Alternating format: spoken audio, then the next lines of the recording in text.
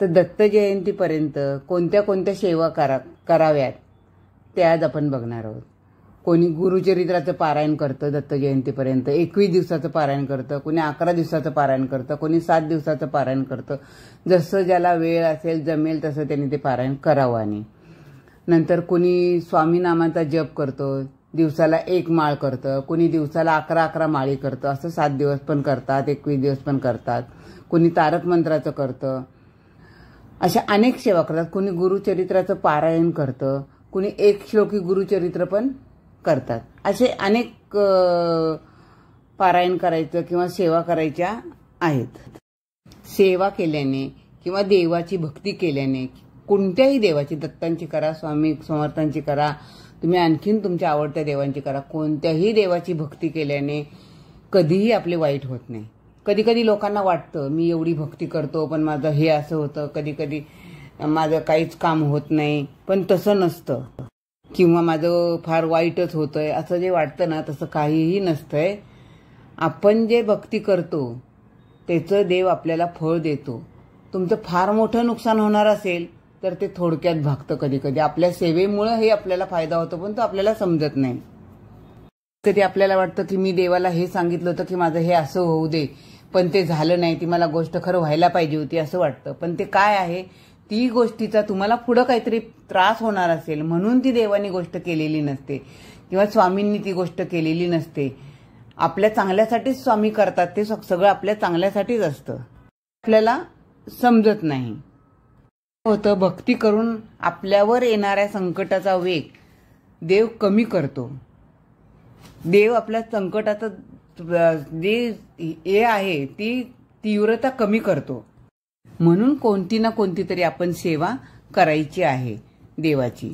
जर तुम्हाला कोणतीच सेवा नसेल जमत, गुरुचरित्र वाचायला तुम्हाला वेळ नसेल, किंवा गुरुचरित्र खूप वेळ लागतो, किंवा काही तुम्हाला कारणाने काही करता येत नसेल, तर तुम्ही रोज गुरुचरित्रातला 1 अध्याय रोज वाचायचा।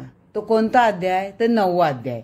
रोज जर आपण 9वा अध्याय वाचला, तुम्ही 7 दिवसाची सेवा करा, 11 दिवसाची करा, 21 दिवसाची करा, कशीही करा, दत्त जयंतीपर्यंत ही सेवा करायची आहे।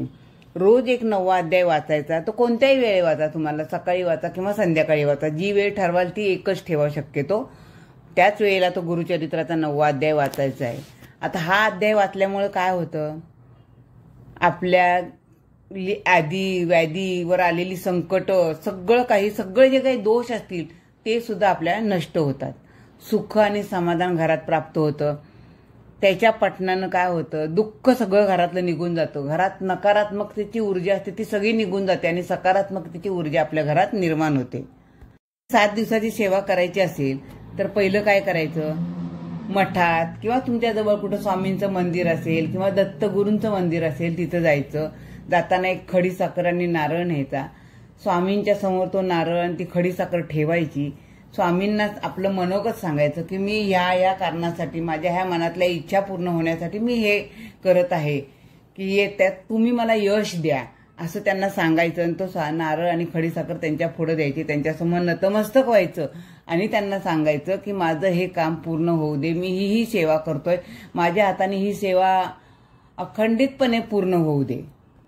मग घरी आल्यानंतर संकल्प करायचा, स्वामींच्या देवाऱ्यासमोर किंवा मूर्तीसमोर बसून संकल्प करायचा, मी हे काम करतोय। संकल्प कसा करायचा, हातात पाणी घ्यायचं, तांदूळ घ्यायचे, त्याच्यावर पाणी घ्यायचं आणि तो संकल्प करायचा की मी हे काम करतोय, ह्यात मला यश दे, आणि आजपासून 7 दिवस किंवा 11 दिवस मी दत्त जयंतीपर्यंत स्वामींची सेवा करतोय, मी गुरुचरित्रातला हा अध्याय 9वा अध्याय वाचतोय, हे सर्व दत्तांच्या समोर किंवा स्वामी समर्थांच्या समोर सांगायचं। आणि मग तिथून पुढे सेवा करायला सुरुवात करायची। सेवा करताना काही अडचण आली आणि तुम्ही सेवा करू शकला नाही तर तुम्ही तुमची अडचण संपल्यानंतर पुन्हा ती सेवा सुरू करू शकता। आणि पुन्हा समजा तुम्ही जर 7 दिवसाचं केलं असेल तर पुन्हा 7 दिवस पूर्ण होईपर्यंत किंवा 11 दिवस पूर्ण होईपर्यंत तुम्ही ती सेवा पूर्ण करू शकता। दत्त जयंती होऊन गेली तरी सुद्धा काही वांधा नाही, तुम्ही ती सेवा पूर्ण करू शकता। मनोभावानी जर ही सेवा केली तर खरंच तुमच्या नशिबात जे नसेल ते सुद्धा देव तुम्हाला देईल। अखंड सुख आणि समाधान तुम्हाला लाभेल। ही सेवा तर तुम्ही करावीच असं मला वाटतं. पण जर हे तुम्हाला जमत नसेल तर तुम्ही जे आपलं गुरुचरित्राचे 52 अध्याय आहेत त्या सर्वाचा सार म्हणून एक श्लोकी गुरुचरित्र आहे ते तरी तुम्ही दिवसातनं एकदा तरी म्हणावं असं मला वाटतं.